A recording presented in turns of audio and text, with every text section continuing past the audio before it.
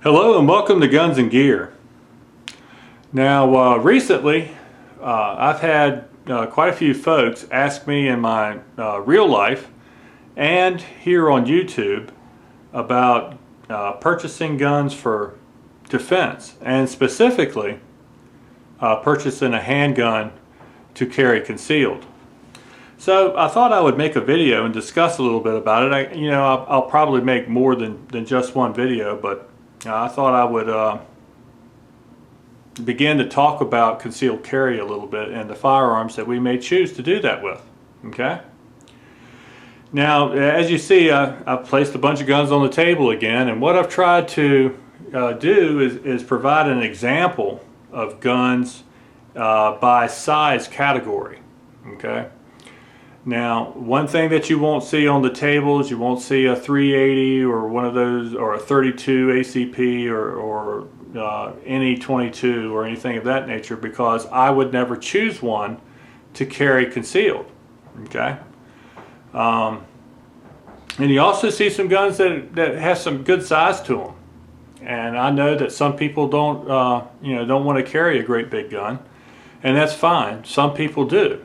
So what I've done is, on this side right here are what I would call either service size or full size handguns. Okay, and in the middle here we have mid-size guns, and over here we have some smaller handguns. Now again, all these handguns are mine. They've probably all showed up in a video at one time or another, and these are guns that at one point in time or another I have carried concealed. Okay. Now, of course, weather plays into a situation, and caliber. I've always had pretty much a standard answer. I think you should choose the most powerful chambering that you can control. That is a good self-defense chambering, and a good quality handgun, and then put good quality self-defense ammo in it. Okay. And I've had people either PM me or make comments on some of my videos, or what do you think I should get, and I want to use this gun for concealed carry. I often tell them to go to a gun range that rents guns and try several different models and see what they like and see what they're able to shoot well, because that is a key component. It doesn't do any good to have a really powerful round if you can't place accurate rounds on target. Okay. So when it comes to caliber, I say stick with the self-defense calibers. Calibers such as 38 Special, 9mm, 40 Smith & Wesson, 357 Magnum, 357 Sig. That's a good round. 45, 10mm.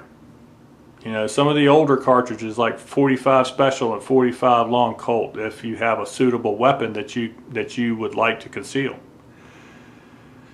You know, as far as what you decide, it has to be a personal choice, and the only way to make that choice is to have some familiarity with the type of gun that it is, and shooting that gun. Okay, that's why I always say go to a range and rent some guns and try a few out for yourself. I don't know that there is one platform of firearm that's better than another, or one chambering that's better than another. I tend to stick with larger guns. I don't mind carrying them, and if I ever should have to use it, I am confident that it will do the job. And that is important also. You know, a lot of people carry small 380s and things of that nature, and that's fine. That will handle most situations that you would ever find yourself in that you would need a firearm to protect yourself. But I've always told people, I said, hold that gun in your hand, look at it, and say, do you want to get in a gunfight with this little gun? And if the answer is yes, then that's fine. Get a good quality gun, put some good ammo in it, and go forward. Now, one thing that is not on this table that is extremely important, that's more important than the choice of guns, okay, is getting good quality instruction, and then following that up and building the skill and becoming confident with your choice. All right, it may not be on the table, but is extremely important. In my opinion, getting that skill, building that skill, getting competent, and the only way to do that is with good, solid instruction, is more important than the caliber or type or manufacturer of gun that you've chosen to defend yourself with. Okay? So I know people always ask me, what is this gun here, what is this gun there? So I'll go through real quickly and describe the guns to you. Right here we have a Ruger GP100. It's a .357 Magnum 6-shot. This happens to be a Kimber Gold Combat Stainless 2. It's in 45 ACP. Standard magazines that it came with was 8-round magazines. This happens to be the Springfield XDM. It's in 40 Smith & Wesson. Has a 16-round capacity magazine. This happens to be a Glock 20. Okay, this is in 10mm, 15-round capacity magazine.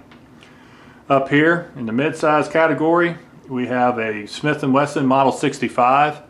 It's a fixed sight, .357 Magnum, 6 shots. This right here happens to be a Glock 23.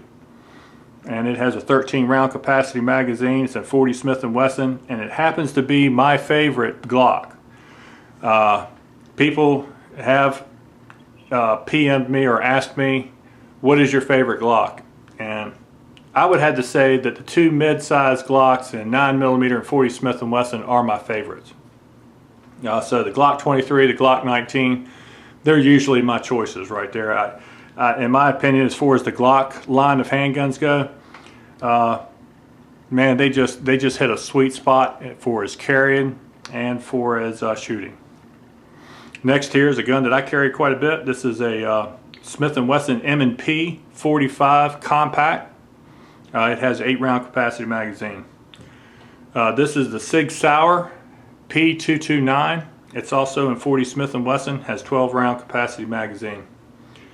Now over here we have a Colt Detective Special. It's a .38 6-shot. Here we have another M&P. This is the Smith & Wesson M&P Compact in 9mm, 12-round magazine. We have a Smith & Wesson J-frame. It's also a .38 Special, and it's a 5-shot. And down here we have a Walther PPS. This one happens to be in 9mm. It has 3 magazines, a 6, which is flush, a 7, which that one is, and then an 8, which is just a little bit longer handle. Alright, so there's a variety of guns here, and that's the reason that I placed them on here from different manufacturers.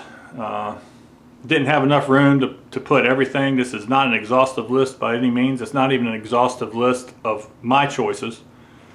But at any rate, I hope it's a good representation to show you different size of guns that I would choose to carry concealed.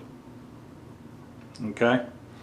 So there's going to be some follow-up videos on this subject, and we're even going to start doing some shooting and go through some different drills that you can build some skill to help maintain skill and to address certain subject matters as it relates to concealed carry. Alright folks, well, as always, thank you very much for watching my videos, and remember to shoot straight on the range and in life. Thanks.